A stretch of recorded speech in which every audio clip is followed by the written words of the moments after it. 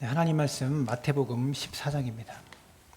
마태복음 14장 22절로 27절까지 있는 말씀입니다.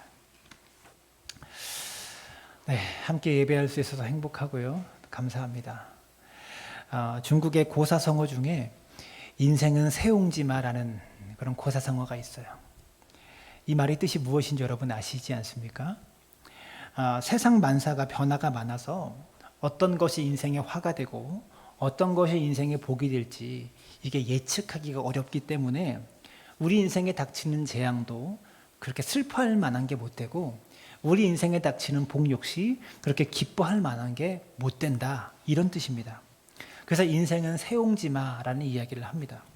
근데 이 새옹지마라는 사자성어가 어떻게 만들어졌냐면 중국 북쪽 변방에 사는 어느 노인이 자기가 기르던 말이 어느 날 갑자기 달아나 버린 거예요. 말이 도망가 버리는 거예요. 그래서 말을 잃어버리니까 큰 재산상의 손해를 입은 이 노인에게 마을 사람들이 안타까워하면서 노인을 위로했다고 합니다. 그때 이 노인이 이렇게 말했대요. 이 일이 내게 복으로 올지 누가 알겠소, 이런 말을 했다고 합니다.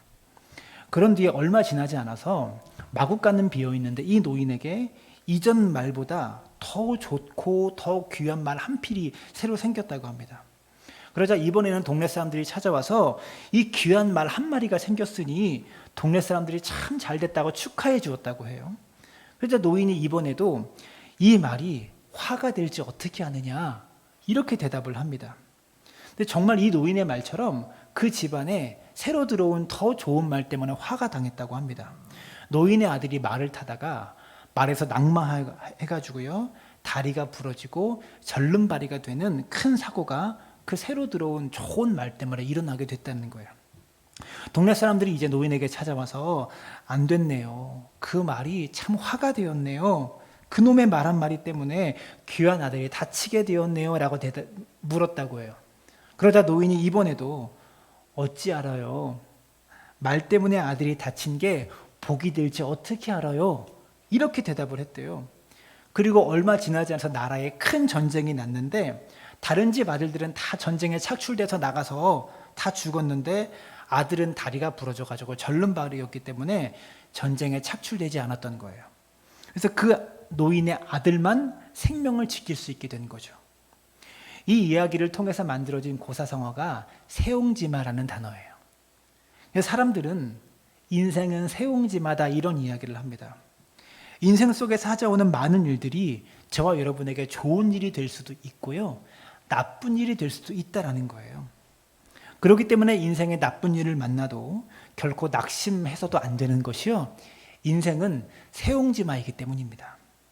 내 인생에 나쁜 일이 결코 나쁜 일로 끝나는 법은 없다는 거예요. 반면에 내 인생에 좋은 일이 꼭 좋은 일로만 끝나라는 법 역시 없다라는 거죠. 여러분, 사람들이 왜 고향을 그리워할까요? 단순히 옛날에 막 즐겁게 놀았던 추억들이 떠올라서 고향을 그리워할까요? 다 고향이 있으시잖아요. 고향이 그립지 않습니까? 근데 옛날의 추억 때문에 고향을 그리워하는 게 아니고요, 고향은 대개 인생 초기에 고난을 했던 시절이고 어려웠던 시절이었기 때문에 고향을 그리워하는 것은 내가 고생했었던 그때가 그리운 거예요, 본질적으로 말하면. 그래서 인생에 어려웠던 시절이 없었다면 애틋한 고향 생각도 안 나요. 결국 고난을 자꾸 극복하려면 고생했던 시절이 추억이 된다는 거죠. 고난을 잘 극복하면 고향에 대한 그리움이 고생하던 시절의 향수로 기억된다는 점에서 고난과 고생은 인생에 꼭 필요한 거예요. 여러분, 지나가다가 옛날에 살던 동네를 지나갈 때마다 늘 하는 말이 뭐예요? 그때는 저기서 어떻게 살았는지 모르겠어. 그런 말들을 꼭 하잖아요. 고생했었을 때의 추억은 미래의 고난도 이길 수 있다는 자신감을 우리에게 심어준다는 거죠. 그래서 그런 마음을 주기 때문에 인생의 큰 지렛대가 되는 거예요. 디딤돌이 되는 거예요. 또 그 사람의 인성과 인품은 그 사람이 고난 당했을 때, 어려움을 당했을 때 그 고난에 대한 반응으로 인품이 만들어지고 인격이 형성되기 때문에 인생에 있어서 고난이라는 것이 매우 중요하다는 거죠. 여러분, 사람도 가장 소중한 사람이 누굴까요? 함께 고생했던 사람이 제일 소중해요. 남편과 아내가 서로에게 왜 소중합니까? 함께 고생하기 때문에 소중한 거예요. 교회도 어려운 시절과 고난의 시절을 함께 겪어보지 않으면 여러분 신앙의 맛과 신앙의 멋을 알 수가 없는 것이죠. 가족과 친구도 기쁨을 나눌 때보다 슬픔을 나눴을 때 더욱 가까워진다는 것입니다. 여러분, 하나님은 왜 가끔씩 인생의 고난의 바다를 우리에게 통과하게 하실까요? 성도를 더 성도답게 만들기 위한 하나님의 훈련과 계획이 그 속에 담겨 있기 때문이에요. 여러분, 사람들은 이런 얘기를 많이 합니다. 어차피 빈손으로 온 인생 아니냐, 아무것도 가지지 않고 온 인생 아니냐. 여러분, 우리는 이 땅에 올 때 아무것도 안 가지고 왔잖아요. 결국 인생은 본질적으로 손해볼 게 하나도 없다는 거예요. 그런 넉넉한 마음을 가지고 지금 있는 것으로, 지금 가지고 있는 것으로 만족하며 살아가면 고난이 주어져도 인생의 고난이 결코 그렇게 고생스럽게 여겨지지 않는다는 것이죠. 사랑하는 여러분, 고난의 폭풍을 두려워하지 마시기를 부탁을 드립니다. 인생은 광야를 만나고 바다를 만나고 험한 산을 만나는 것이 우리의 인생 아니겠어요? 저는요, 우리 성도님들의 삶에 고난의 연속인 인생 속에 하나님의 기적과 하나님의 능력을 경험하며 살아가는 인생들 되어지기를 원해요. 우리 모두가 그런 기적과 능력을 경험하길 원한다고요. 그럼 우리가 어떻게 해야 그런 능력과 은혜를 경험할 수 있는지 오늘 말씀을 통해 함께 나누려고 합니다. 첫 번째로 오늘 본문의 내용을 보시면 갈릴리 바다에서 예수님과 제자들이 항해를 하다가 폭풍을 만나요. 갈릴리 바다라고 표현하지만 호숫가거든요, 정확하게. 근데 왜 바다라고 표현을 하냐? 원래 이스라엘 지역이 물이 많지 않은 지역이잖아요. 그래서 단어상 물이 많지 않은 다 사막지대이기 때문에 그냥 물이 많으면 다 바다예요. 강과 바다를 구분짓지 않아요. 물이 워낙 모여있는 곳이 천 이런 게 없기 때문에 강과 바다를 구분짓지 않고 물이 되게 많으면 그냥 바다라고 한 거예요. 그래서 히브리 원어상 우리가 갈릴리 바닷가라고 그렇게 번역할 수밖에 없었던 거예요. 원래는 호수라는 거죠. 그 호수를 건너다가, 배를 타고 건너다가 그 호수 가운데서 폭풍을 만난 사건입니다. 예수님은 머리 둘 곳조차 없을 정도로 바쁘셨고요. 인간의 몸을 입고 이 땅에 오셨기 때문에, 인간의 몸을 입었기 때문에 그 예수님도 피곤함을 느끼셨어요. 그래서 아마 쉬고 싶으신 마음에 갈릴리 호숫가 건너편으로 건너가고자 하셨습니다. 왜 쉬고 싶어서 호수를 건너가느냐? 그 이유가 있는데, 마태복음 5장부터 7장까지 산상수훈이라고 일컬어지는 긴 예수님의 설교가 이어집니다. 아주 유명한 가르침이죠. 그리고 5장에서 우리가 잘 아는 팔복에 대한 메시지가 선포됩니다. 그 메시지를 들으려고 많은 사람들이 몰려왔어요. 그리고 수많은 사람들에게 5장부터 7장까지 이어지는 산상수훈의 설교를 하려면, 여러분, 산속에서 설교하려면, 많은 사람들에게 저 뒤에까지 설교하려면 마이크도 없는 시절에 얼마나 큰 소리를 지르면서 설교하셨겠어요. 다 들으라고. 그 열정적인 산상수훈의 설교가 끝나고 너무 피곤하셨을 거예요. 목도 많이 쉬셨을 겁니다. 그리고 5장부터 7장까지 산상수훈의 설교가 딱 마치고 8장 1절은 이렇게 말합니다. 예수께서 산에서 내려오시니 수많은 무리가 따르니라. 예수님께서 산에서 내려오신 시간이 언제였는지는 모르겠어요. 몇 시에 내려가는지는 모르겠는데 내려오실 때 수많은 무리가 예수님을 따라서 같이 내려옵니다. 그리고 2절에 보면 한 나병 환자가 예수께 왔다라고 말하고 있어요. 그리고 예수님께서 나병 환자를 깨끗하게 고쳐주십니다. 지금까지 몇 가지 일을 했죠? 산에서 소리 지르면서 설교했어요. 그리고 수많은 사람들이 예수님을 피곤하게 따라와요. 그리고 한 나병 환자가 갑자기 예수님 앞에 나와서 병을 고쳐달라고 해요. 예수님 고쳐주셨어요.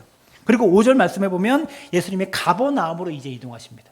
여러분, 걸어서 다닌다는 게 얼마나 피곤한 일이에요. 그리고 주변에 사람들을 이끌고 함께 걷는 게 쉬운 일은 아니잖아요. 아마도 곧 밤이니까 가까운 도시에 들어가서 좀 쉬다가 저녁도 먹고 잠을 자고 싶었던 그런 마음이셨을 거예요. 근데 가버나움에 들어가자마자 또 누가 찾아옵니다. 5절과 6절을 보면 백부장의 하인이 중풍병으로 괴로워하는 것을 고쳐달라고 예수님께 찾아와요. 그때 예수님께서 7절에 보면 내가 가서 고쳐주겠다라고 가십니다. 여러분 같으면 피곤한데 굳이 가겠습니까? 내일 갈게. 지금 좀 쉬고 내일 갈게라고 말해도 되잖아요. 근데 예수님 지금 가서 내가 고쳐주겠다라고 가셨어요. 아픔과 고통 속에 있는 우리를 위해서 주님은 지금 즉시 달려가시는 분이세요. 또 14절에 보면 이제 베드로의 장모가 열병으로 누워있는 것을 찾아가서 예수님께서 고쳐주십니다. 열이 나가지고 뜨거워서 머리 아파서 견딜 수가 없는 베드로의 장모를 예수님께서 또 가서 고쳐주세요. 그때 16절을 또 보니까 저물매 사람들이 귀신 들린 자를 많이 데리고 예수께 오거늘 예수께서 말씀으로 귀신들을 쫓아내시고 병든 자를 다 고쳐주시니 한두 사람 온 게 아니고요. 이번에는 귀신 들린 사람이 여럿이 병든 자도 여럿이 예수님께 많이 왔어요. 그리고 예수님이 그들을 다 고쳐주셨습니다. 한 사람 한 사람 만나서 기도하고 상담하고 고쳐주려면 얼마나 많은 시간이 들었겠어요. 근데 거기서 끝이 아니에요. 또 19절을 보면 한 서기관이 예수님의 제자가 되고 싶다고 예수님께 상담을 요청합니다. 그 피곤한 예수님이 그 밤에 그 새벽에 또 상담을 해주세요. 그리고 상담해주고 돌려보내십니다. 이 정도의 스케줄이면 아마 예수님 기진맥진하셨을 거예요. 쓰러지기 일보 직전이었을 거예요. 18절을 보면 예수님께서 제자들에게 이렇게 말씀하십니다. 예수께서 무리가 자기를 에워싸는 곳을 보시고 건너편으로 가기를 명하시느니라. 이 시간까지 됐는데도 아직까지 무리가 있는 거예요. 아직까지 무리가 예수님을 에워싸고 있는 거예요. 그래서 어떻게 합니까? 건너편으로 가고자, 건너편으로 가자라고 명령하셨어요. 사람들이 많이 따라다니는 이곳을 피해서 강 건너편으로 좀 가서 쉬기 원하셨던 것 같아요. 그래서 호수 건너편으로 가시고자 하셨습니다. 여러분, 근데 그거 아세요? 천국과 지옥의 차이가 뭔지 아십니까? 천국과 지옥의 차이, 그것은 쉼의 차이입니다. 요한계시록 14장 11절을 보시면 이런 말씀이 있어요. 지옥에 대한 묘사 중에 그 고난의 연기가 세세토록 올라가리로다. 짐승과 그의 우상에게 경배하고 그 이름의 표를 받는 자는 누구든지 밤낮 쉼을 얻지 못하리라 하더라. 지옥을 묘사하는데 지옥에 대한 묘사가 뭐예요? 쉼을 못 얻는 곳이 지옥이래요. 밤낮으로 쉼을 얻지 못하는 것이 지옥의 특징이다라는 거죠. 또 천국의 특징은 뭔지 아세요? 요한계시록 14장 13절에 천국의 모습에 대해서 말하고 있는데 또 내가 들으니 하늘에서 음성이 나서 이르되 기록하라. 지금 이후로 주 안에서 죽은 자들은 복이 있도다 하심에 성령이 이르시되 그러하다. 그들이 수고를 고치고 쉬리니 이는 그들의 행한 일이 따름이라 하시더라. 그들이 수고를 고치고 쉬는 곳이 천국이래요. 여러분, 지옥은 밤낮 없이 쉼이 없는 곳이 지옥이고요. 천국은 모든 수고를 고치고 쉼을 얻는 곳이 천국이라고 말하듯이 쉼의 유무가 천국과 지옥의 차이를 만들어낸다는 거죠. 인생의 천국과 지옥의 차이도 뭐예요? 쉼이 있는가 없는가, 그 차이예요. 여러분, 인생의 풍랑과 폭풍우 속에서도 우리의 마음속에 쉼이 있으면 마음이 천국이 되는 거예요. 근데 마음에 쉼이 없으면, 풍랑과 폭풍 속에 마음에 쉼이 없으면 그 인생은 지옥이 된다는 거죠. 여러분, 다윗이 썼던 수많은 시편의 주옥 같은 고백들이 있잖아요. 그 고백들 속에 광야에 외롭고 힘든 시간들을 다윗은 보냅니다. 근데 주님과 함께 광야에서, 그 광야 속에서 먹을 것이 없고 생명이 자라지 못하는 그 광야 한가운데서 주님과 함께 쉼을 얻으며 썼던 주옥 같은 고백이 시편의 노래이고 찬양 아닙니까?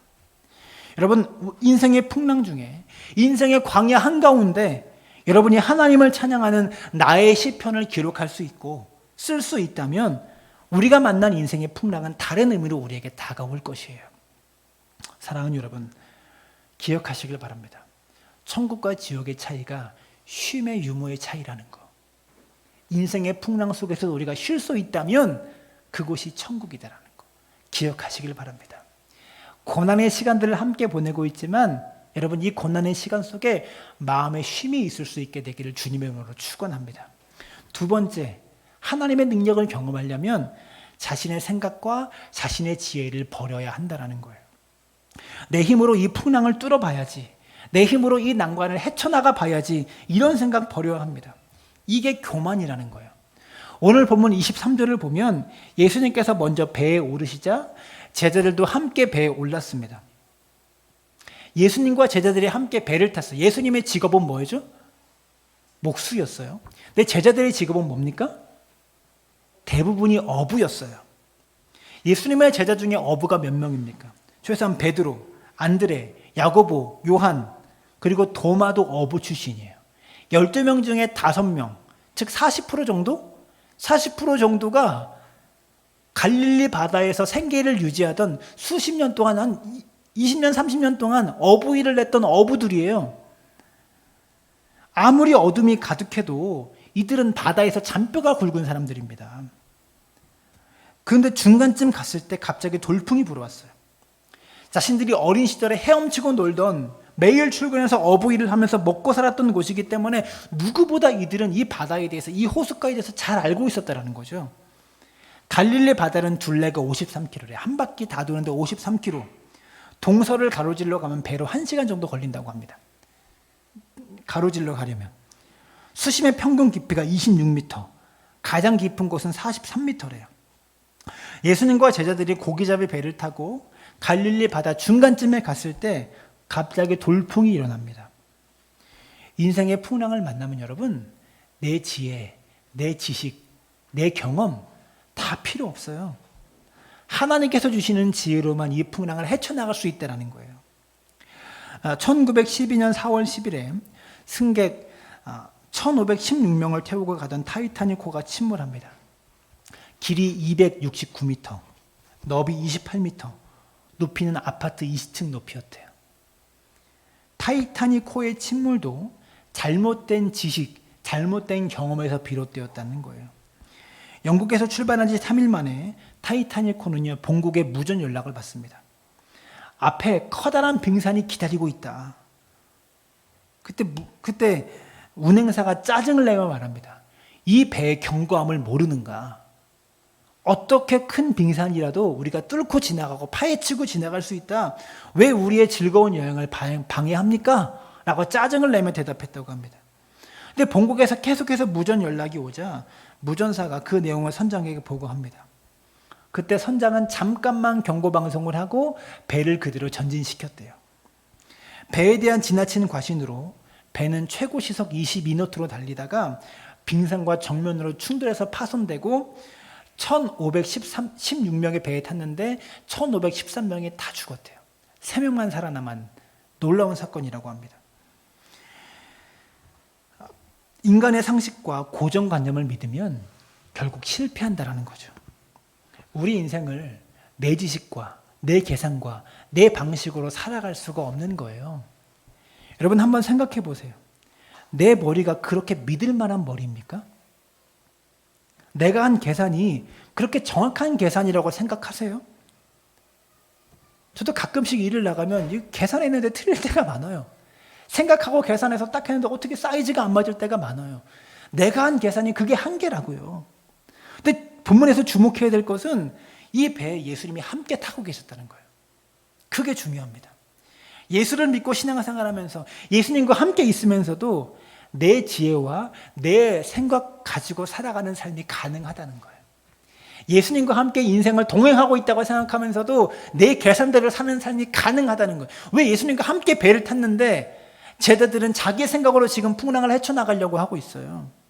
여러분, 우리 생각 내려놓고 주님께서 주시는 지혜로 인생의 풍랑을 헤쳐나가는 믿음의 삶들 되시기를 부탁을 드립니다.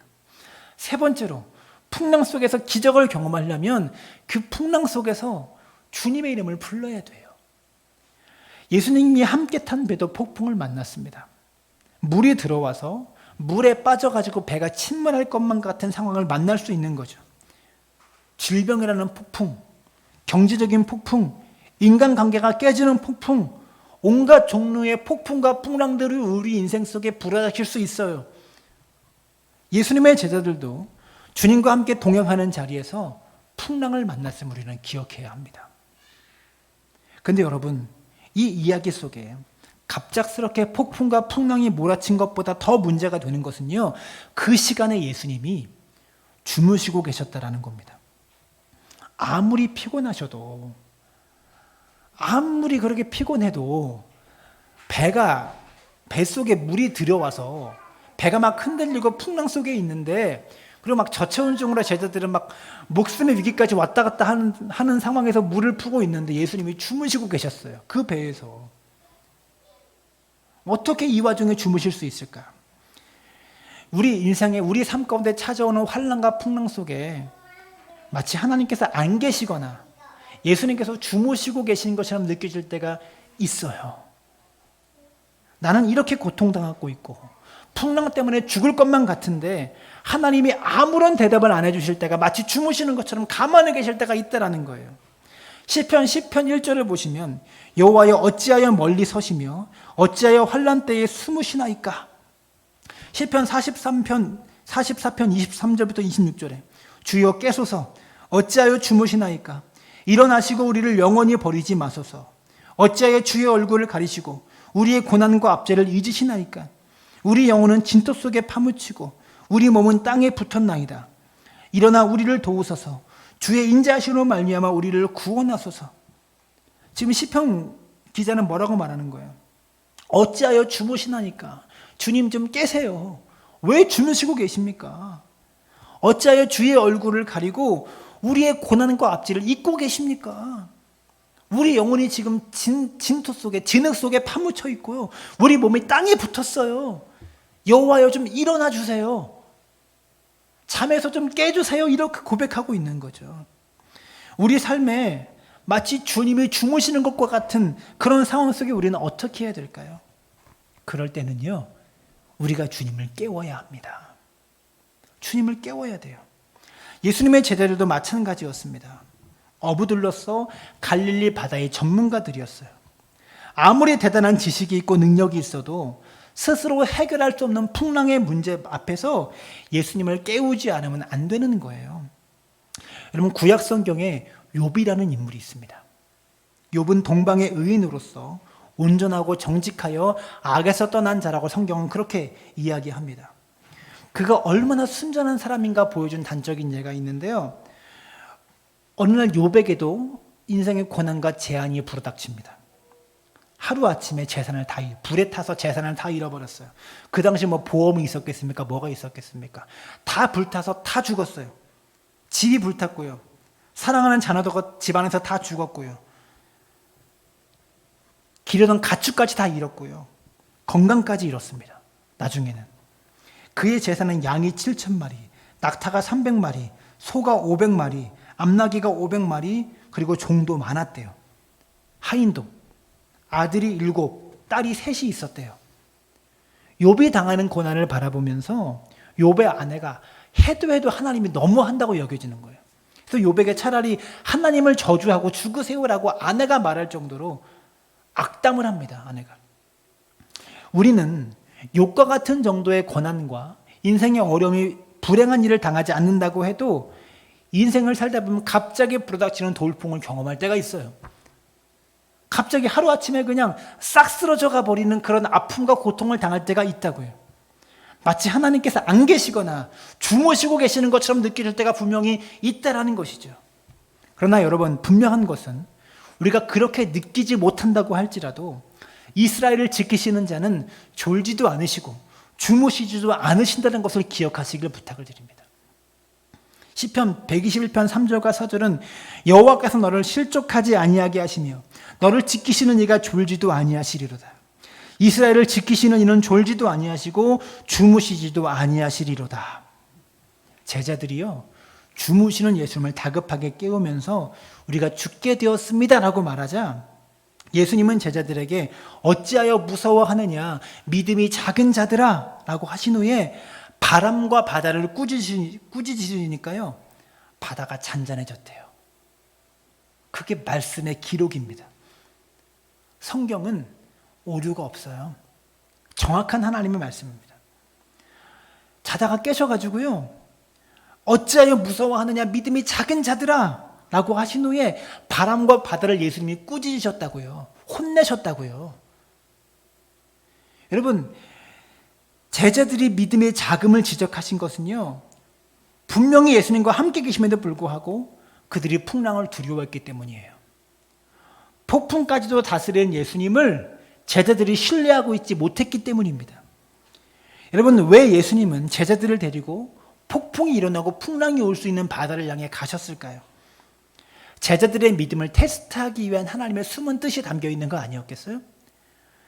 갑작스러운 폭풍이 찾아왔을 때 제자들이 어떻게 반응하는가를 예수님께서 보고 싶으셨기 때문이라고요. 믿음은 평안할 때 드러나기보다 위기일 때 드러나고 위기일 때 믿음이 발휘되는 거예요. 삶의 위기 앞에서 우리가 어떻게 반응하는가, 그것을 보면 그 사람이 가지고 있는 믿음의 진정성을 알 수 있다는 것이죠. 똑같은 폭풍 속에 있었지만 제자들과 예수님의 차이점이 무엇입니까? 제자들은 당황했고요. 예수님은 풍랑 속에서도 주무실 정도로 평안을 누리셨습니다. 근본적인 차이점이 어디서 나왔을까요? 하나님을 신뢰하고 하나님을 의지하는 믿음의 차이였다는 거예요. 그러므로 고난이요, 단순히 고난이 아닙니다. 운이 없어서, 재수가 안 좋아서 고난이 찾아온 게 아니라 하나님의 섭리가 그 속에 담겨 있는 거예요. 하나님께서 우리 인생에 고난을 주시고 어려움을 주시는 이유는요, 사람을 성장시키고 사람을 성숙시키는 데는 고난보다 더 좋은 도구가 없기 때문에 그래요. 야고보서 1장 2절부터 4절을 보면 이렇게 말합니다. 내 형제들아, 너희가 여러 가지 시험을 당하거든 온전히 기쁘게 여기라. 이는 너희의 믿음의 시련이 인내를 만들어내는 줄 너희가 알미라. 인내를 온전히 이루라. 이는 너희로 온전하고 구비하여 조금도 부족함이 없게 하려 함이라. 사랑하는 여러분, 우리 인생에 찾아오는 풍랑과 고난과 시련, 고난이 우리로 하여금 인내하게 하고요, 그 인내를 통해서 우리 인생과 삶에 필요한 것들이 준비되어진다는 거예요. 그 인내를 통해서. 사랑하는 여러분, 마지막으로 본문이 강조하고 있는 것이 또 하나 있는데요, 예수님이 과연 누구신가 하는 이 질문에 답을 주고 있는 거예요. 왜냐하면 인생의 많은 문제들이요, 예수님이 어떤 분인가를 알면 풀리는 문제들이기 때문에 그래요.